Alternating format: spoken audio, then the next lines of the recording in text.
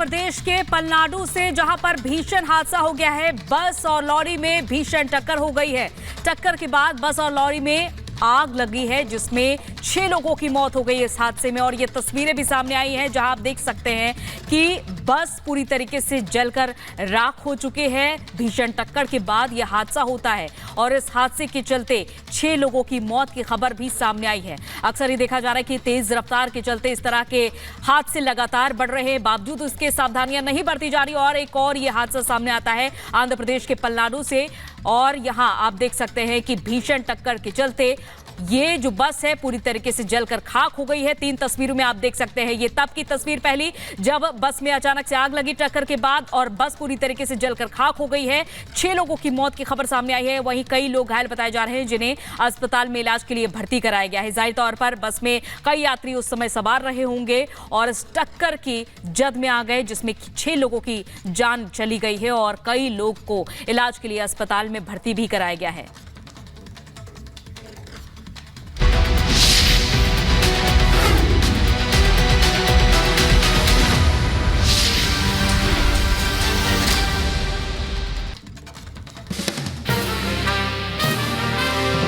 आज महाराष्ट्र में ताबड़तोड़ 2 रैलियां महाराष्ट्र के डिंडोरी और कल्याण में जनसभा को संबोधित करेंगे। डिंडोरी सीट से केंद्रीय मंत्री भारती पवार को फिर से मैदान में उतारा है। वहीं कल्याण लोकसभा सीट से मुख्यमंत्री एकनाथ शिंदे के बेटे श्रीकांत शिंदे चुनाव लड़ रहे हैं।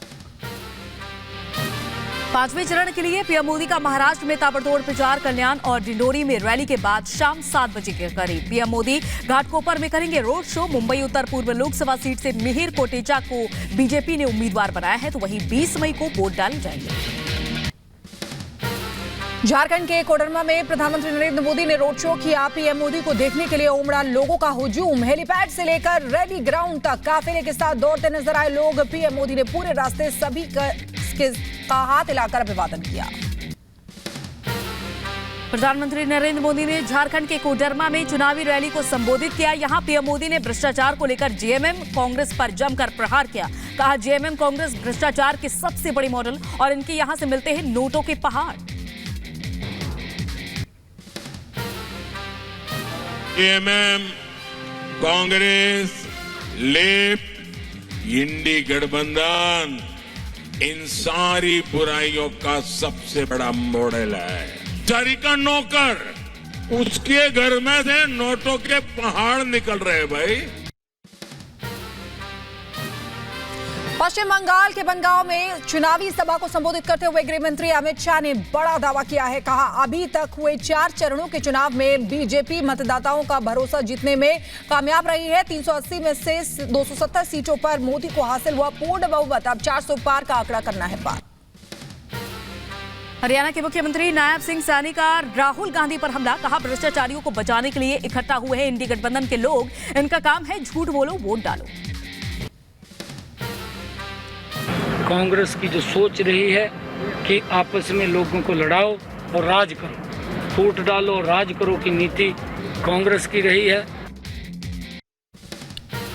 बीजेपी अध्यक्ष जेपी नड्डा आज 3 राज्यों में करेंगे तूफानी प्रचार। बिहार, पश्चिम बंगाल और उड़ीसा में जनसभाओं को करेंगे संबोधित। बिहार के मोतिहारी में जनसभा करेंगे। इसके बाद पश्चिम बंगाल के मुर्शिदाबाद और बांकुरा सीट से बीजेपी प्रत्याशी के समर्थन में वोट की अपील करेंगे। रात 8 बजे के करीब ओडिशा में चुनावी रैली होगी। गृह मंत्री अमित शाह आज पश्चिम बंगाल और ओडिशा का दौरा करेंगे। पश्चिम बंगाल के हुगली में सुबह 11 बजे चुनाव प्रचार की शुरुआत करेंगे। सीरमपुर लोकसभा सीट पर हुगली के मोसात बाजार में रैली करेंगे। इसके बाद अमित शाह ओडिशा के कटक में शाम 5:30 बजे के करीब रोड शो करेंगे। पीओके में पाकिस्तान के खिलाफ जारी विरोध को लेकर पाक समर्थकों को सीएम योगी की 2 टूक। कहा, पाकिस्तान भिखमंगा है, पाकिस्तान का समर्थन करने वाले वहीं चले जाएं।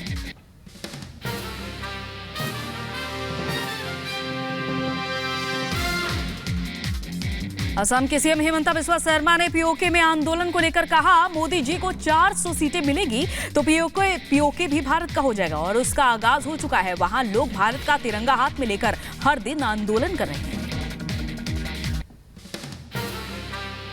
पाक ऑक्युपाइड कश्मीर से भारत का तिरंगा पताका हाथ में लेके हर दिन आंदोलन कर रहा है पाकिस्तान का खिलाफ। मोदी जी को 400 सीट मिलेगा तो पाक ऑक्युपाइड कश्मीर भी भारत का ही हो जाएगा। पीओके में विरोध प्रदर्शन को लेकर गुलाम नबी आजाद का बयान, कहा पाकिस्तान के लोगों के साथ सहानुभूति है क्योंकि उन्हें भारत जैसी लोकतांत्रिक व्यवस्था नहीं मिली है। पाकिस्तान के अवाम पर मुझे हमेशा तरस आया कि उनको हिंदुस्तान के तर्ज की तरह हुकूमत नहीं मिल पाई।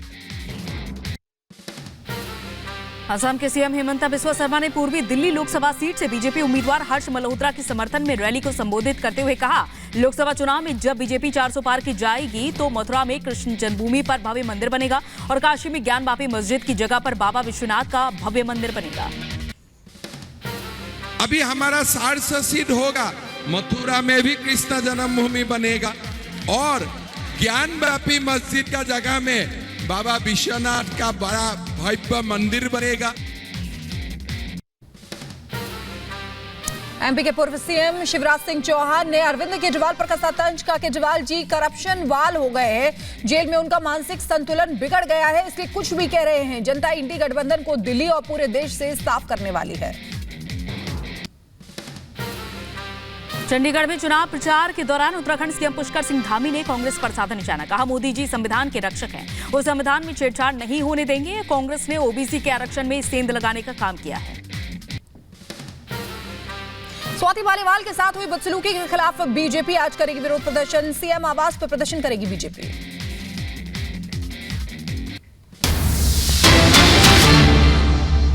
और इस बीच बड़ी खबर सामने आ रही है, पीओके में लगातार बगावत जारी है, शहबाज के खिलाफ लगातार प्रदर्शन किया जा रहा है। महंगाई बम से सुलग रहा है पूरा पीओके। पाकिस्तानी राजदूत को तलब कर जवाब मांगा गया है। आपको बता दें कि पीओके एक्टिविस्ट अमजद अयूब मिर्जा का बयान सामने आया है। उन्होंने कहा कि यूएन में मामला उठाया जाना चाहिए, भारत सरकार भी जवाब मांगे। अमजद अयूब का ये कहना है, पाकिस्तानी राजदूत को तलब कर जवाब मांगा जाए। We are in a desperate situation. We need the international community to come and stand by us, raise their voice for us. The Indian rapporteur in the United Nations, we request them to raise their voice at the United Nations Forum.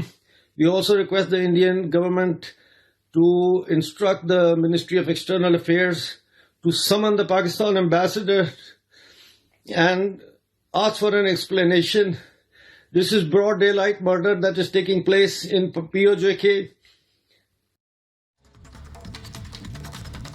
और PoK में हालात हर दिन बिगड़ते ही जा रहे हैं। वहां पर विद्रोह जो है पीओके में हो रहा है, लेकिन आपको बता दें किस तरीके से भारत में भी समय समय पर जो सियासतदान हैं वो अपनी आवाज पाकिस्तान के लिए बुलंद करते रहे। एक रिपोर्ट आपको दिखाते हैं।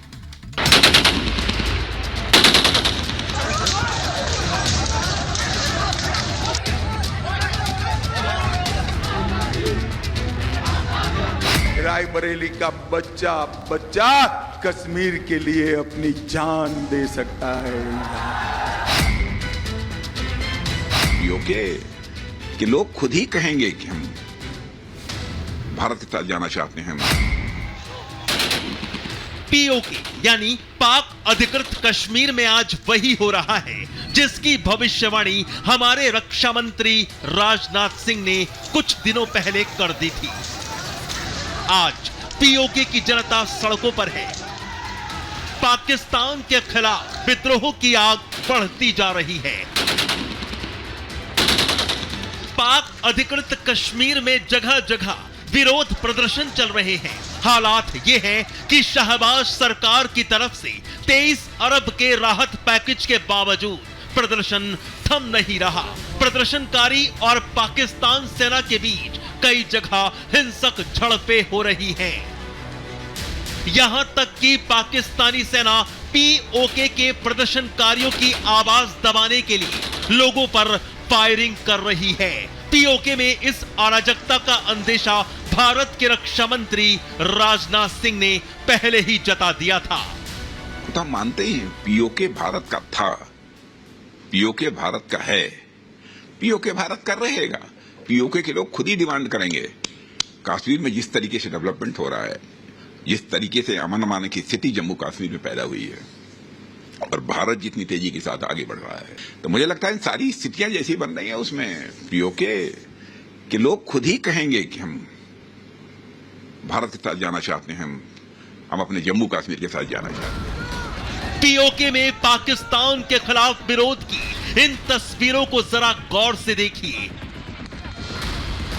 कैसे हजारों की भीड़ सड़कों पर है, सबकी सिर्फ एक ही मांग है, पाकिस्तान से आजादी, पाकिस्तानी सेना की बर्बरता से छुटकारा। इसकी वजह यह है कि कंगाल पाकिस्तान खुद अपना पेट नहीं भर पा रहा है। आटे के लिए लड़ाई हो रही है, लोग थैलियों में रसोई गैस भर कर ले जा रहे हैं। ऐसे में पाकिस्तान पीओके के लोगों का पेट कैसे भरेगा? पीओके की जनता अब समझ गई है कि पाकिस्तान के साथ रहने से उनकी दुर्दशा और बढ़ेगी। पाकिस्तान में छिड़े घमासान के बीच भारत के गृह मंत्री अमित शाह ने एक बार फिर पीओके पर अपना दावा ठोका है। पाकिस्तान के पास एटम बम है तो पाक ऑक्यूपाई कश्मीर छोड़ना चाहिए क्या? अरे जोर से बोलो, छोड़ना चाहिए क्या? मैं आज आपको वादा कर कर जाता हूं, हम नहीं डरते हैं एटम बम से। पाक ऑक्यूपाई कश्मीर भारत का है और भारत से इसको कोई छीन